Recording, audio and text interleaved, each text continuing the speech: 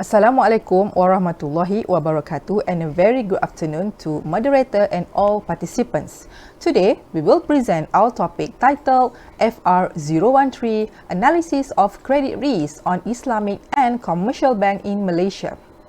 I am Suhaily Maizan Abdul Manaf from UiTM Terengganu. The financial market plays a key role in promoting risk sharing and effective utilization of assets among stockholders. In Malaysia, the financial sector is overseen by Bank Negara Malaysia or BNM, which is a statutory body governed by Malaysia's Central Bank Act 2009 to promote monetary and financial stability. This aims to provide a conducive environment for the Malaysian economy's sustainable development and manage credit risk, particularly during economic downturn. In fact, the Bank Negara Malaysia currently plays a significant role in introducing policies to expand and improve financial markets, particularly the foreign exchange market. Credit risk management or CRM is one of the most important activities banks must undertake in order to survive the ever-growing competition in the banking sector. In rising the complexity of banking operations and the emergence of new risk factors, as well as continuing changes in the financial environment, there is a need for financial risk expertise to conduct risk assessments at a system-wide and individual institutional level. CRM is one of the most serious challenges or problems being faced by the financial sector, mostly influenced by multiple factors that should not be overlooked. When a financial crisis occurred a few years ago back in Malaysia, the most affected part was the country's financial risk exposure.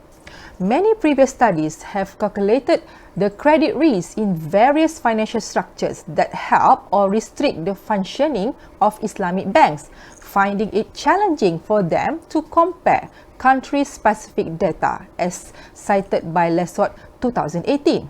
Based on Akram and Rahman 2018, there is also an impact of measuring the loan and asset quality on credit risk management. But Ping Han 2015 was also supported. The lending practice of commercial banks are affected not only by the macroeconomic situation, but also by the changes to the market and other external factors, as well as the internal operations.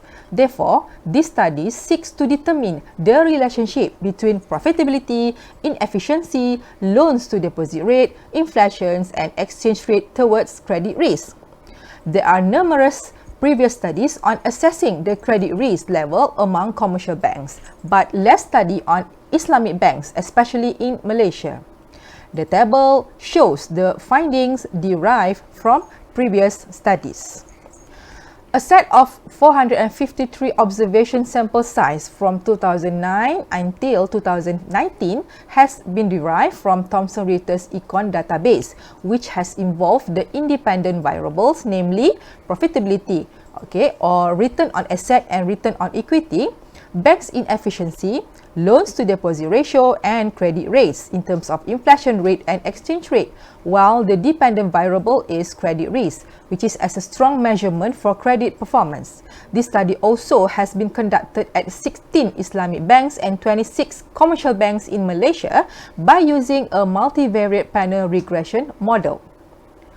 The general model for the study is as follows.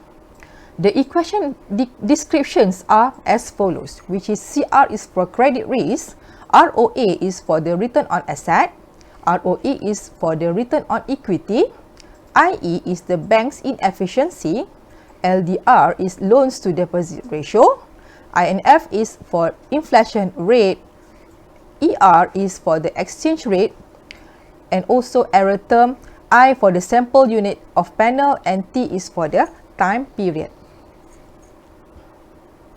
Based on the findings and final results of this study has been conducted based on the main purpose, which is examining the significant relationship between credit risk among Islamic banks and conventional banks in Malaysia.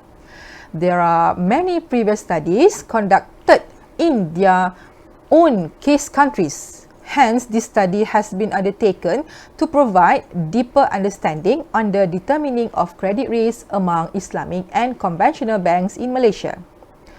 In summary, the findings of the present study have indicated that return on assets, bank inefficiency, loans to deposit ratio, inflation rate and exchange rate is positively and significantly influence the credit risk, while return on equity is negatively and significantly influence the bank's credit risk.